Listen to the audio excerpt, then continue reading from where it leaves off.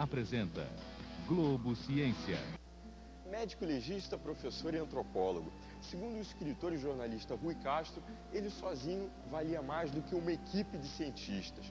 Ele estudou a vida de grupos indígenas em expedições com o Marechal Cândido Rondon, anotando, fotografando, filmando e desenhando tudo que era importante. É considerado o pai da radiodifusão no Brasil e um dos pioneiros do cinema. Adivinhou?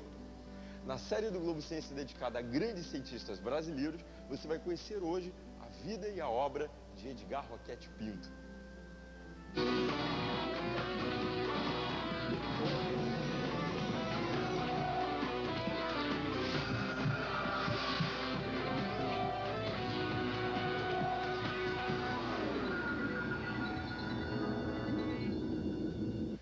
Ele quase sempre é lembrado apenas como pioneiro na área das comunicações por ter fundado a primeira emissora de rádio no Brasil.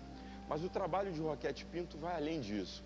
Ele foi um grande escritor, um grande antropólogo e um dos nomes mais importantes na divulgação da ciência e na luta pela educação. Roquette Pinto era professor de antropologia do Museu Histórico Nacional quando conheceu o então tenente-coronel Cândido Mariano da Silva Rondon, responsável pela instalação de linhas telegráficas na selva. Rondon fazia os primeiros contatos com grupos indígenas até então desconhecidos e coletava amostras de objetos paleolíticos que entregava ao Museu Nacional. Roquette Pinto decidiu unir-se a ele e, em 1912, partiu junto com a Comissão Construtora de Linhas Telegráficas, a Comissão Rondon, para uma expedição às selvas do Mato Grosso e do Amazonas. Durante a viagem, Roquette Pinto se dedicou a estudar o que encontrava: os indígenas e a sua cultura, a fauna, a flora, os rios e montanhas. De volta ao Rio, transformou suas pesquisas em um livro. Rondônia, lançado em 1917, se tornaria uma das mais importantes contribuições à antropologia no Brasil.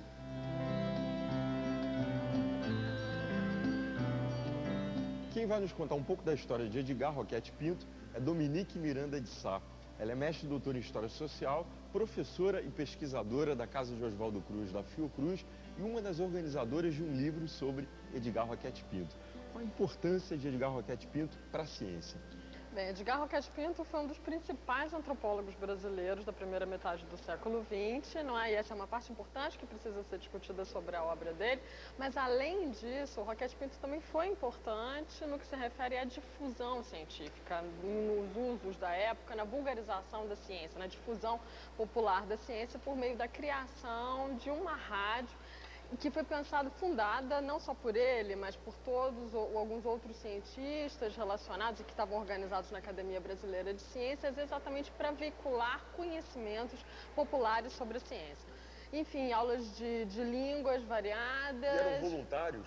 Não, eram cientistas da Academia Brasileira de Ciências que davam as próprias aulas. O Roquette era o principal locutor, não é? Ele veiculava as notícias, digamos, o noticiário com o seu conhecido vozeirão. Até agora esperei em vão que alguém mais autorizado quisesse fazer pela imprensa o trabalho de vulgarização da radiotelefonia que o momento nacional está exigindo. É importante a gente associar tanto o Roquette antropólogo quanto esse Roquette que pensava na transformação do país por meio da educação. Essas duas facetas da trajetória, da atuação e da obra do Roquette Pinto, do meu ponto de vista, são absolutamente fundamentais, né? Indissociáveis. Conta pra gente, como é que foi a Comissão Rondon? Bem, a Comissão Rondon, na verdade, a conhecida Comissão Rondon, ela começou em 1907, não é? Digamos, o período mais forte. Comissões para extensão de linhas telegráficas começaram no Brasil já no final do século XIX, não é? Mas, digamos, a comissão mais importante que ganhou o nome de Comissão Rondon foi a Comissão de Linhas Telegráficas Estratégicas de Mato Grosso ao Amazonas, que começou em 1907 e durou até 1915. E ela era muito, muito, muito importante, não só, não é? E muito particular também, em meio a essas outras comissões telegráficas, porque levava o telégrafo, digamos, a regiões mais longínquas do que essas comissões anteriores, não é? Porque as anteriores tinham chegado a Goiás e ao Mato Grosso. Essa comissão Rondon, que ganhou o nome de Comissão Rondon, tinha a intenção de chegar ao Amazonas, exatamente, de chegar ao Amazonas. E desde o início ela foi pensada como uma comissão de extensão de linha telegráfica, mas também como uma comissão científica. A ela se agregaram desde muito cedo, quer dizer, desde o início, né, desde 1907, séries de naturalistas, sobretudo do Museu Nacional do Rio de Janeiro, e que acompanhavam, não é, os oficiais, os expedicionários, enfim, os militares, né, comandados pelo Rondon, e séries de expedições de levantamento e de reconhecimento do território. E o que ele estudava sobre esses grupos indígenas? Eram grupos que eram tidos como até então desconhecidos, né? Então tudo era uma grandíssima novidade. A descrição que o Roquette faz, né, no seu diário de campo, que depois se tornou livro, o Rondônia, do primeiro encontro com esses grupos, é quase cinematográfica, né? Assim, do ponto de vista da escrita, é muito forte o encantamento dele de encontrar brasileiros, né? Era assim que eles viam, esses grupos indígenas brasileiros até então desconhecidos da população do seu próprio país. E aí era um pouco como se tudo tivesse a conhecer, tudo, absolutamente tudo. Então era uma curiosidade científica e intelectual desse ponto de vista, de conhecer, enfim, o cotidiano, como comiam, como viviam, como produziam.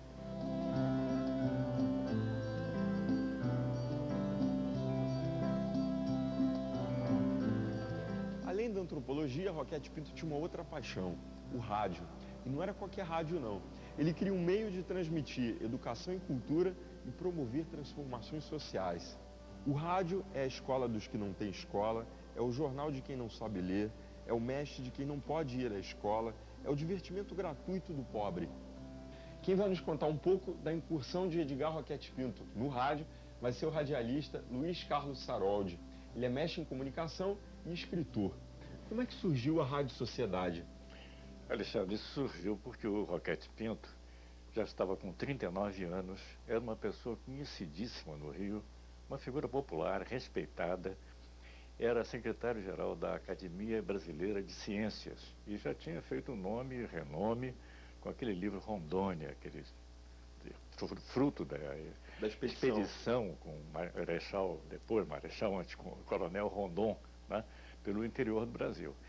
Ele foi ver a abertura da exposição do centenário do Rio de Janeiro, em 1922, no dia 7 de setembro, na Esplanada do Castelo.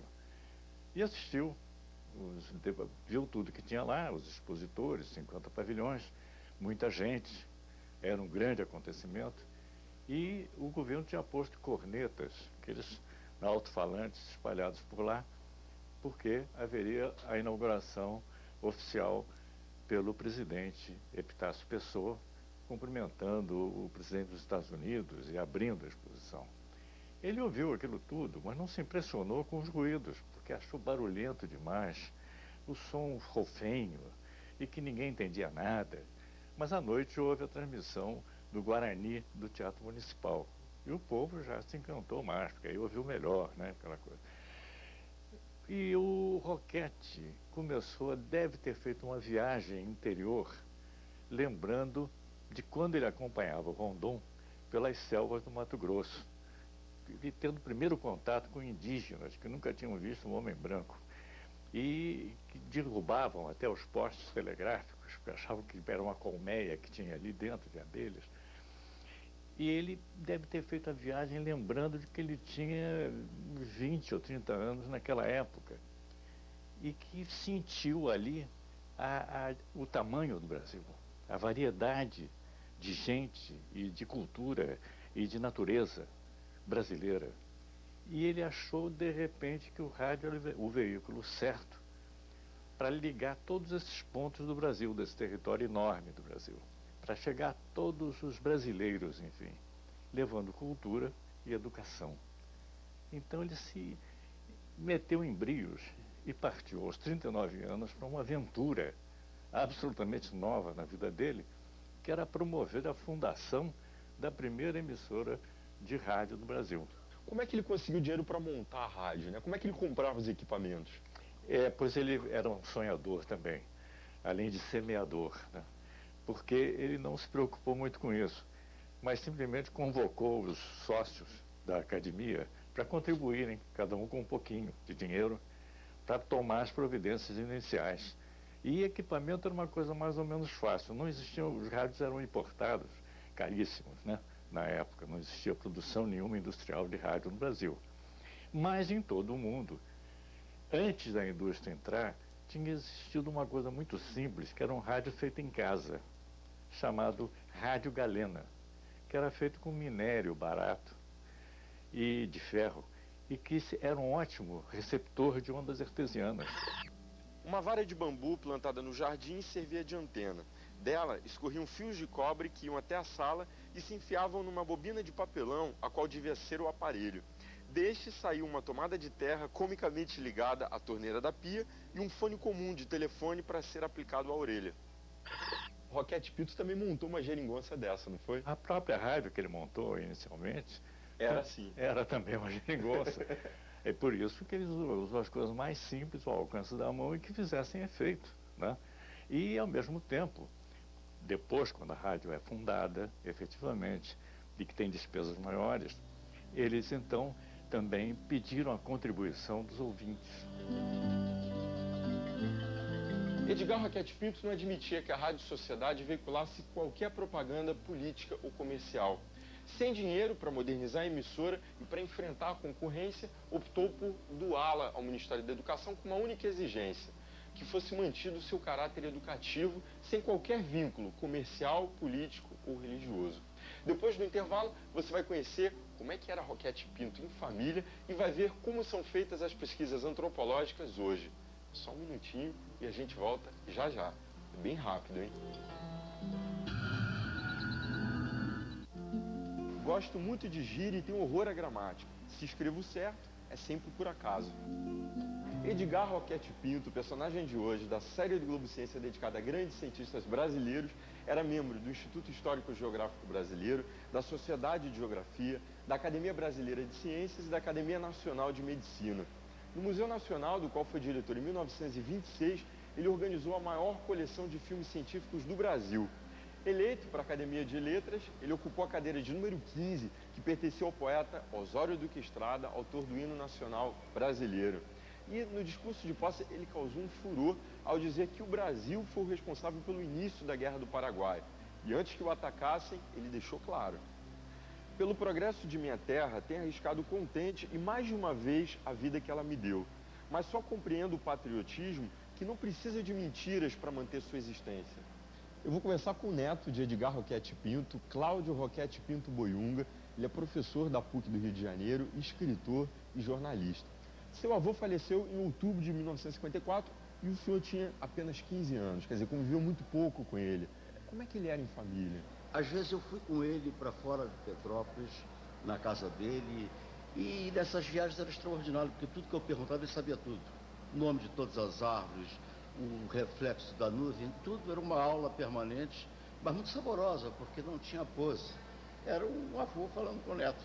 Então eu tenho uma ótima recordação dos almoços de família, por exemplo. Ele ficava na cabeceira, gostava de comer, mas não um homem de família. Ele era um cientista que visitava a família e vivia isolado com a ciência dele. Edgar Roquete Pinto foi homenageado por vários naturalistas que deram seu nome a espécies de plantas e animais. Um reconhecimento das suas pesquisas sobre flora, fauna, os indígenas e os seus costumes. Durante suas viagens, Edgar Roquete Pinto recolhia todo o material e os enviava ao Museu Nacional. Inclusive, as músicas indígenas, as anotações que ele fazia, foram dadas a Vila Lobos, que as transformou em composições. Que tal a gente ir para Mato Grosso, hein? Para saber como é que são feitas hoje as pesquisas na área de antropologia. Vem comigo.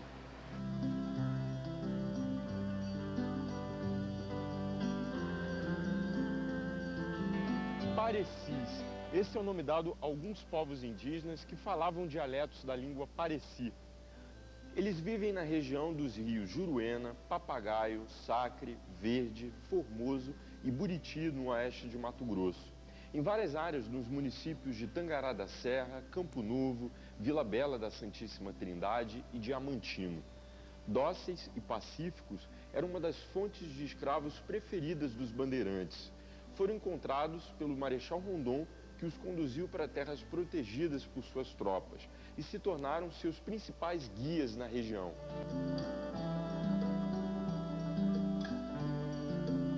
Eu vou conversar com a professora Maria Fátima Roberto Machado, da Universidade Federal de Mato Grosso. Ela é doutora em Antropologia Social. Professora, o que mudou entre os Pareci desde a expedição de Marechal Rondon? Bom, os Pareci, eles vivem situações muito diversas em relação à sua própria cultura e o contato com a nossa sociedade. Hoje você encontra aldeias que vivem uma vida absolutamente tradicional, as pessoas quase não vão à cidade.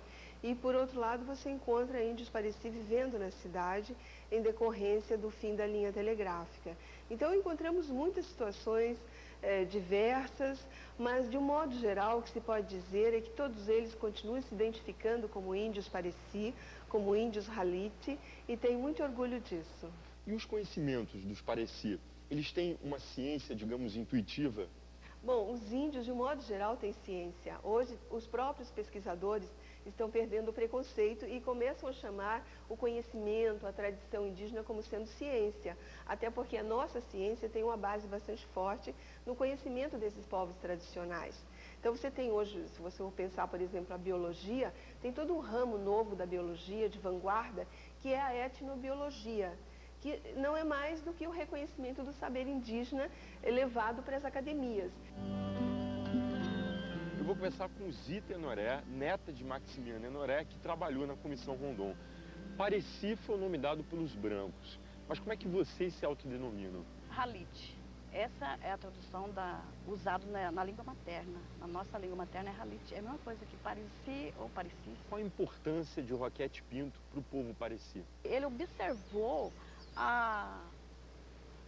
o comportamento da mulher indígena Pareci. Quanto que elas eram assim vaidosas. Tem relatos dele que fala da doçura do povo Pareci e da mulher Pareci. Que a mulher Pareci, elas têm um costume na etnia, até hoje ainda tem isso, que o homem alimenta primeiro e as mulheres servem. Depois que os homens já satisfazeram tudo, elas servem a alimentação com todo carinho, para depois elas. Ele observou isso e isso está até grifado na minha mente, né? Tudo isso é relatado? É relatado, documentado.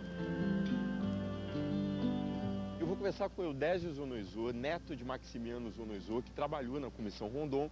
Ele é estudante de História aqui da Universidade Federal do Mato Grosso e está fazendo uma pesquisa sobre aquele momento da história. Você está fazendo um trabalho de resgate daquele momento da Comissão Rondon. O que mudou de lá para cá? O que mudou no processo histórico basicamente é a questão política e social, como qualquer outra sociedade tem.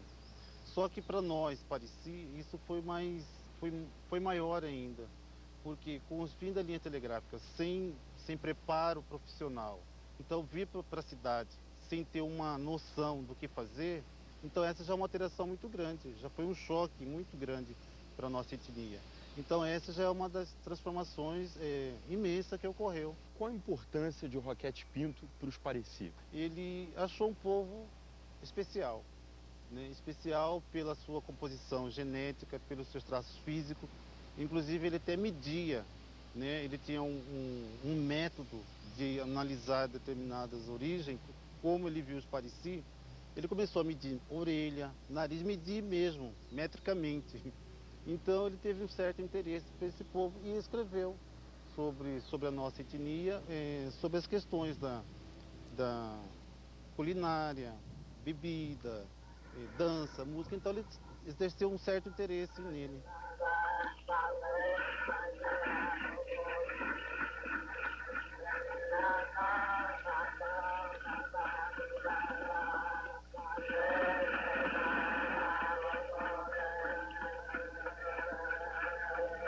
Roquete Pinto registrou o que pôde sobre a cultura indígena com o objetivo de preservá-la antes que fosse alterada pelo contato com os brancos. Defendia uma política de proteção aos indígenas, sem contudo dirigi-los ou aproveitá-los para o que quer que fosse. Segundo ele, cabia à nação sustentá-los e ampará-los. Ele dizia: crer e agir. Eu nunca fiz nada sem crer e, crendo, nunca deixarei de agir. A gente fica por aqui e até a próxima. Tchau.